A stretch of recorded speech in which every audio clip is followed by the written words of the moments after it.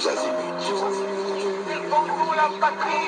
Peuple congolais, il est temps de nous lever, de nous serrer les coudes et d'agir pour défendre notre patrie, notre intégrité territoriale et l'intangibilité de nos frontières. La République démocratique Batela Ekolo, Bendele Koyate.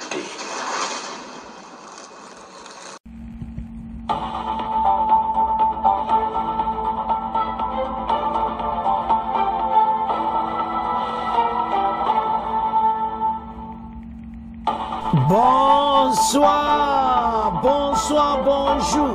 C'est Congo News 24. Bande Konanga, comme toujours avant de commencer notre émission, nous disons merci à Dieu. Nous disons merci à nos chers abonnés et téléspectateurs qui nous suivent partout dans le monde et en RDC. Bande Konanga, soyez les bienvenus. À la une, chers téléspectateurs, Banamboka, toko bande émission avec consultation politique en RDC. Bokoyoka Bemba, Bokoyoka Bayati, Bokoyoka Kota Kabila, na Kota Katumbi. Ezaya Koyinda wa Yakosakanati. Deuxième partie, infiltré de Kagame parler les nouveaux facilitateurs, processus de paix dévoilé, Peba Baremba la moko la route, à participer. Mathieu Mobulu, neto tche kwa krona, bomona Kazak infiltré. To développer ma solo. Chers téléspectateurs, émission Nabse Bandi, et comme étant au sola ma solo ya mboka. Yebse banyanyo so place baza erangwe koki auto beta kama solo. To banda émission Nabiso avec consultation politique. Oyi opposition à RDC balobi et ça pour maintenir Fati au pouvoir. Mais il y a ça on a dit 2028. Tu vas maintenir les sundini. Tu dois comprendre les batouti. Yangwana ba Congolais faut changement de mentalité. Bolanda makam présent Burundi a lobby pour na biso. Ba Congolais mutako bongsa makambo kne di biso moko azati. La situation tozo vivre yango na EDC eza situation moko. Tala tozana bomengo ko sakanati yo Kongolo langue mission bampiaka ono zana ngona kin bampiaka ono zana ngona kisasa mpo ba situation zana ngo ezapo bazo piller ba minere na biso mboka bazo piller nyonso yo falozo président Félix Habité makama foto tia ona suka ba Rwanda batomboki to sangana entre biso ba biso na biso consultation politique bango ba monengo et comme que ba la pouvoir à Fati. Voilà la mentalité ya opposition na biso. Na Sonia Kosakanate. Ah. Ande na so comprendre batouti. Non. Tambo yo opposition yo. Na Soni. Et ça mawa. Oye zamboka na biso. Mais toujours bundana Bemba lobby objectif na biso en tout cas yemuta lobby kitoko awa ya yekuta ya bekri toko tanga Bemba lobby l'objectif est de récupérer mboka consultation à Fati ezaki biso nyonso ensemble tous à en face na ennemi moko Kagame c'est tout. C'est le Rwanda wazo linga mboka na biso ya dirige kayango. Et puis, FC Sazo supporté que Rwanda dirige à Kamboka Nabiso. En acceptant tout ce qui est Oyo Bato Bazoya Kanan. Pays Oyo Kozala Boyeti. Ces pays, Balinga Karaboye, les chaos, partout désordre, pour Kakabal voilà le président Félix. Donc, Moutouna Moutolega, il y a une intention de défendre Mboka. Il y a Zotala Kaka poste, il y a président de la République. Et Berebo Zawanabo, Oti Okomano Lemso Koko, Okufina Yope, Oti Okomano président de la République. Mais oso comprendre que nous avons Moutatiaka Moutou. Au lieu de l'obéla pour Namboke le Bibemba, to Bunda, bisons ensemble, et te Barouando Basakana bisote. Ce que nous vivons, Barouande Bazo Sepela. Le pays est divisé. Muto a préféré coopérer na Kagame pour détruire Mboka na Moko. Si vous sentez cela, un Congolais au Azamayili, pays, bon, de toute façon, ils ont mis tema mabea. Et là, comme Kambo Nyonso, Nandenge rébellion et bimi, mitema mabekaka. Bondimi na bino pena yo muto za présent seni. O kata soniti, mbamo bo bimi, allez, toko sa rébellion. Le col à présent Félix Alinka a posé sous candidature. O toyo kana bongote, boso mona batuka bazobati. Ata kute nani? Baye biso ke mboka na yo yango wana. Yo dirige yango. Mais les Rwanda son albaite eza bongote toko so yango te.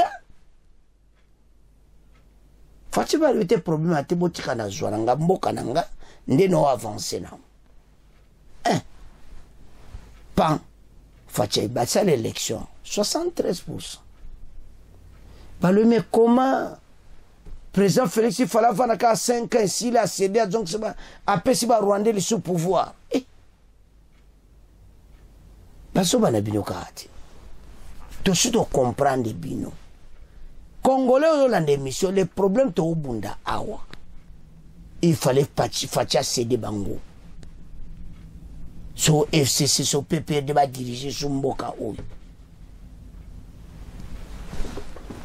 Boko Zwangoti. La situation tous na bande ko na ba décision. Ba désormais ba élection nanga sala kiwana.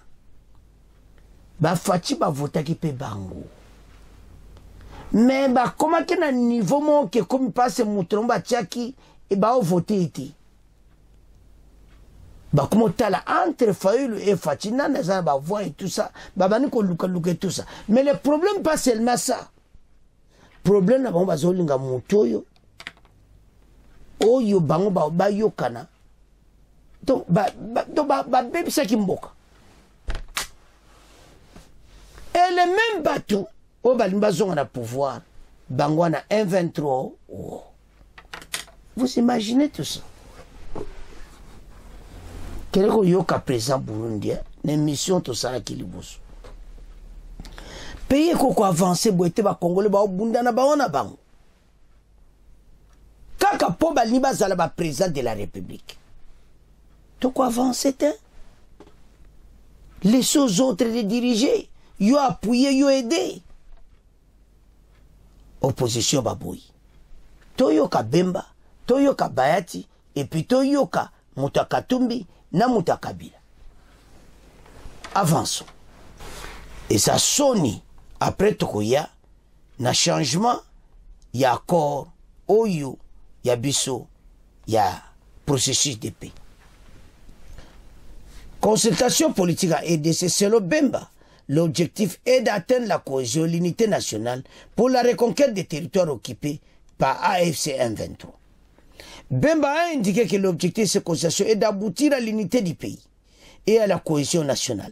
Les objectifs peuvent atteindre, c'est que nous puissions défendre la même idée.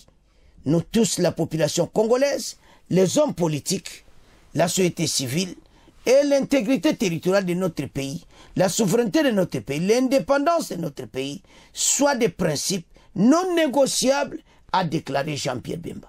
Alors, makambo to sola, ezaki intégrité na biso pays, makaba négociation ezate, o esa RDC, bata Kagame bazala kuna, o ba Rwanda ba diriger koto, non. Yango tina ya consultation o yeberande azakosala. Pour y parvenir, l'ancien Premier ministre, l'ancien ministre de la Défense et actuel ministre des Transports estime qu'il faut une volonté politique qui, selon lui, a démontré par Félix l'initiateur de ces consultations nationales. Il a par la même occasion salué les efforts de l'armée loyaliste qui combat dans l'est du pays pour stopper l'avancée des forces de défense rwandaises et des rebelles de AFC M23. Nous sommes attaqués par les Rwandais pour la 4e fois. Bemba Lobo est la 4e fois. Notre objectif devrait être de regagner l'ensemble du territoire national, de recouvrer l'intégrité et de libérer nos populations du nord et du sud Kivu, qu'ils subissent aujourd'hui une invasion du Rwanda. Les affres de la guerre, les tueries, les viols quotidiens des enfants, a-t-il conclu. Parce qu'on continue à violer, parce qu'on continue à bomber. Eza soni pona oyoka muta Katumbi, o makamone eza pona Kabila muta Fayulu, o eza pona Kabila bata Kabila, o bis... Non. O makamona nyonso, eza pour président Félix à maintenir au pouvoir. Eza soni. Les Congolais, yantia no lobat. Est-ce que vous avez Congolais? Si vous avez vraiment Congolais, il fallait bon dire consultation. Alors, Toyoka, Bayati, to tangi ya Bemba, Toyoka Bayati, et puis Toyoka opposition. Bon, autant avance. Bonjour à tous et bienvenue à ce journal. Le parti politique Alliance des Forces Démocratiques du Congo AFDCA de Bahati Lukwebo encourage le chef de l'État à explorer toutes les voies possibles pour mettre fin à la guerre dans la partie est de la RDC. À l'issue de l'échange hier avec le conseiller spécial du chef de l'État en matière de sécurité dans le cadre des consultations politiques, Bahati estime qu'il est nécessaire de parler aussi avec les agresseurs de la RDC. Pour lui, toutes les autres négociations en cours sont utiles pourvu qu'elles aboutissent à la paix. On l'écoute au micro de Billy Ivan Lutumba. Au niveau de l'AFDC allié, nous soutenons avec force le chef de l'État, son Excellence Félix Antoine Tshisekedi Tshilombo dans son combat pour le retour rapide de la paix. Et nous avons dit que toutes les voies sont les bienvenues pourvu qu'elles nous conduisent à la paix. Donc toutes les voies, que ce soit les négociations directes avec ceux qui nous agressent, que ce soit les initiatives comme celle de Senko SCC, que ce soit l'initiative de Doha, que ce soit l'initiative de Nairobi et aussi la cohésion interne, toutes ces voies-là doivent nous permettre rapidement de revenir aux fondamentaux pour que nous puissions bâtir une fois pour toutes une armée solide, parce que sans armée, tout le monde viendra toujours nous enquiquiner et donc nous devons en être conscients pour que nous mettions l'accent sur la bonne gouvernance dans tous les secteurs, en commençant par le secteur sécuritaire et les autres secteurs de la vie nationale. S'agissant justement des consultations politiques pour aboutir à un gouvernement d'union nationale, plusieurs partis et acteurs politiques de l'opposition disent boycotter ces consultations. Interrogés par Radio Okapi, ses opposants estiment que cette démarche de Félix Tshisekedi ne va pas résoudre la crise sécuritaire actuelle. Elle vise plutôt à consolider un pouvoir en crise de légitimité. Par conséquent, l'opposition affirme qu'elle ne va pas cautionner ce qu'elle qualifie de mascarade politique et une fuite en avant du pouvoir. Elle soutient de préférence l'initiative d'un dialogue inclusif tel que préconisé notamment par la Senko et l'ECC pour offrir une issue durable au conflit. Les réactions des uns et des autres avec vous, grâce à Mzati.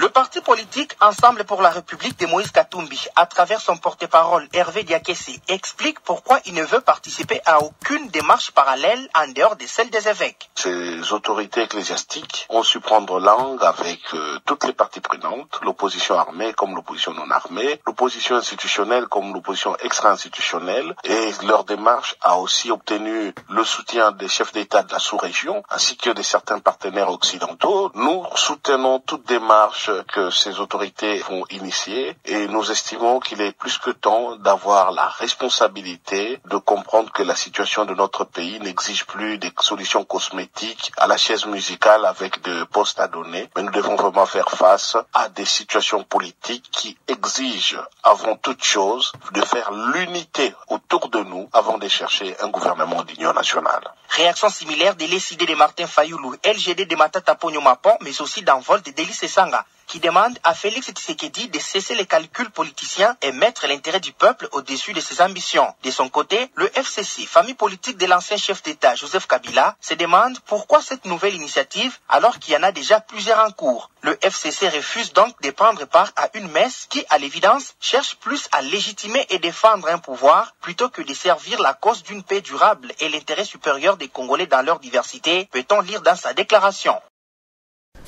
Bana mboka bolandi tala batoyo nzambe na ngai Congolais o eza soni moko makambo elekiwa nde bolandi donc pona bango eza ki pona pouvoir kaka Bemba explique ngo très bien to oui la biso tous à l'ensemble tous à la nemi moko non ils sont tous FC Sakopek sabango bokendete makamba soni bino oyo bozo luka tala to récupérer mboka bobo sana makamba pouvoir au président Félix boyina to récupérer mboka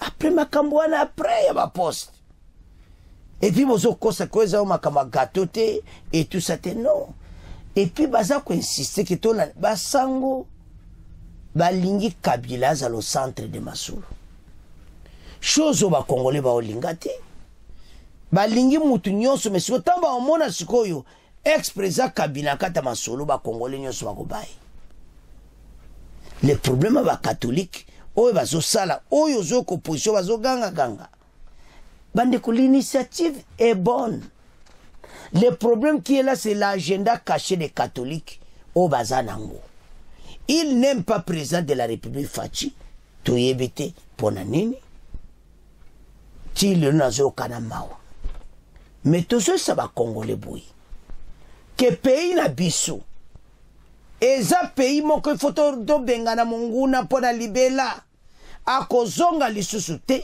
et nous allons vaincre cette guerre ya entre ça va congolais il est tabaramboka tala sozo na émission telema to la namboka to avancer na mboka l'ennemi azoluka to a diviser biso mais ko simbate to ko bengana problème to za nango mena ba congolais bandima ko sangana et ça makamba soni quand on peut pas s'attendre entre nous pourquoi motunyo sa besoin à la présidence de la République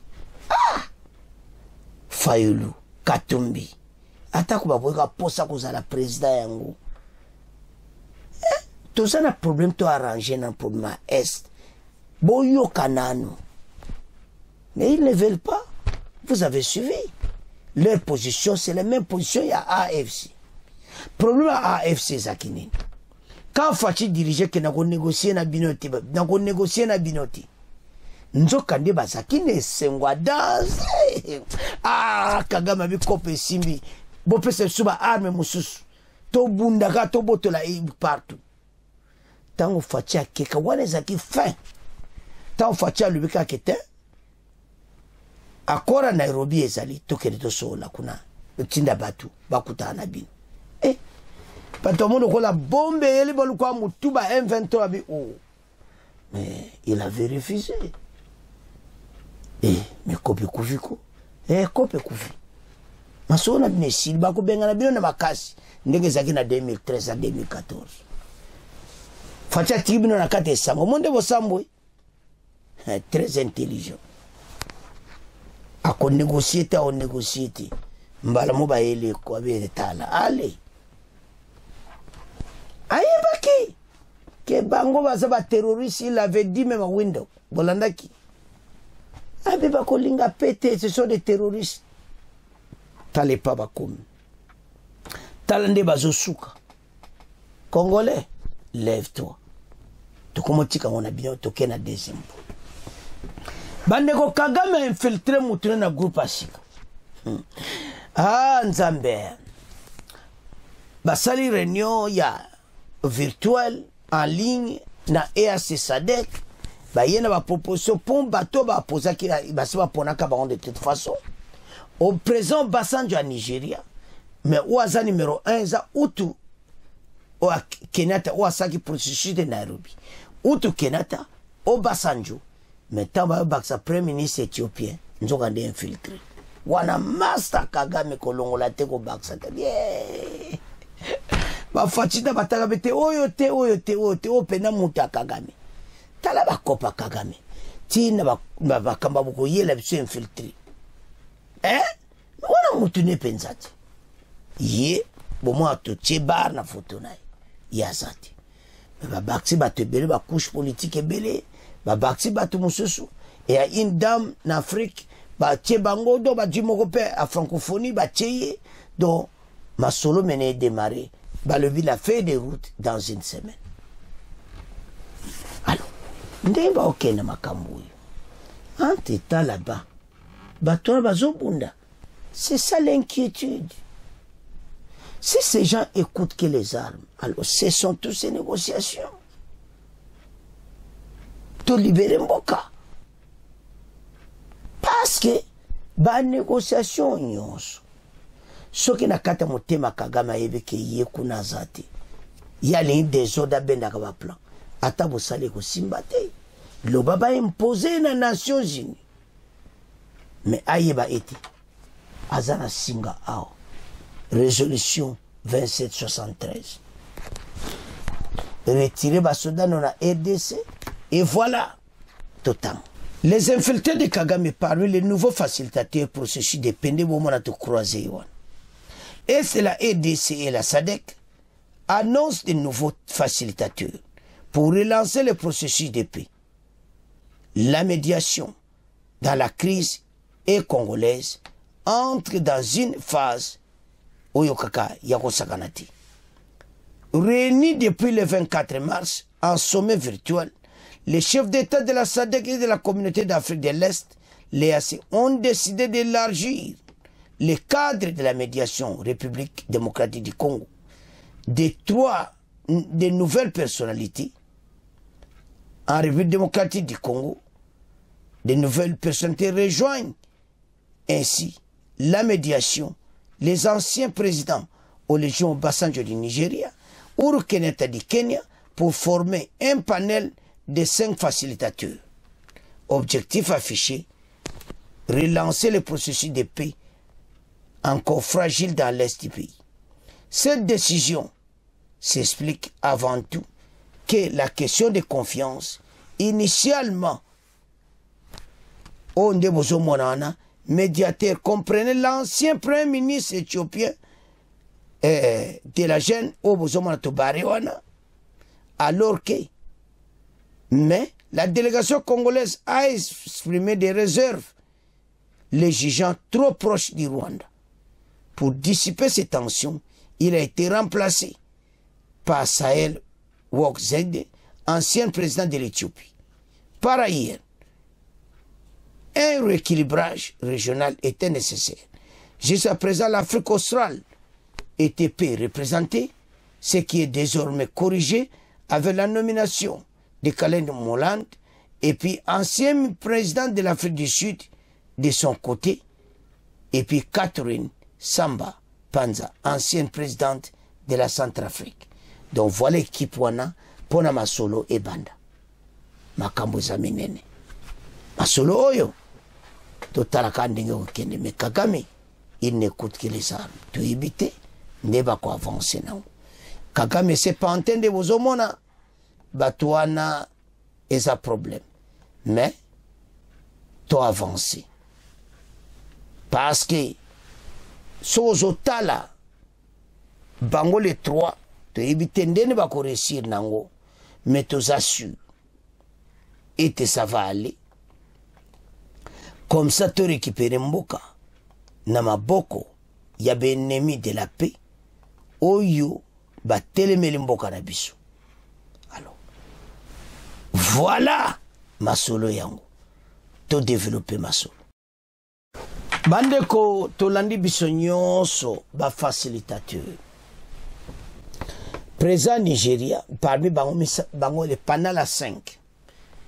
Présent ya Nigeria. Oazaki présent Nigeria kala Obasanjo, Oazaki présent Kenya Uhuru Kenyatta, et puis premier ministre ya Éthiopie ba longoli aza vrai ami ya Kagame, Oazalaka premier ministre na bango, et puis maintenant batie ex-président kala ya Éthiopie, la dame pense que na panel ba ozala na ex-président ya Sud-Afrique, ya Afrique du Sud, ba tchétché vraiment batu oyo bako zala wana na panel wasika. Alors ba facilitateur oyo basalimba mon feuille de route. Makambo kende rapide était Fachi, Kagame, et les autres là, Babeta Masolo. Mais dans sa occasion totale, bateau yo nazo mon intention penate, bateau bako benga na maoka na makasi. Ba on pona mwa siwa jino kivu na shikivu amon penato gayawa, to bana ko tia ba pilier na biso. Bolongo la yango. Kagame ses hommes bazana mission moko pas ses a déjà révisé. Plan de balkanisation. Maintenant, il y a comme une situation sérieuse. Et les Congolais vont comprendre. Mais le conseil est toujours 5 ans les Congolais. Soyons unis. Pour tout gagner cet ennemi à l'Est. Mais quand on est bunda, et comme à un niveau qui est vraiment bissou, payé comme libre. Parce que vous comprenez, Kagame makila kaketanga. Non, il faut arrêter ça. Et Fatia l'accident sagesse naïe. Très rapide à réagir. Mais le côté ça va Congolais zaki. Tout le va pour n'amboka. Tout le va te mission sur quand on va poste à président. Bueno non. Bison de tout élément. Et te trop linga temboka na biso. Basakara na. Bateau tout va trahir mboka. Mawa. Mais mon akazane sous Kagame, Bapesi Mbongo, et tout ça, il accepte de tuer un déconomo congolais. Pas ce Zimbonga Makila. Bon, moi n'est pas toujours kin. Et sous ça, Congolais, nous sommes conscients et zonga. Na match au bisi photo gagner yango, to récupérer Mboka. Voilà, Banamboka. Alors, tout comme il a fait mission, tout comme on dit, continuer à s'abonner, bon partager. Au revoir, à la prochaine.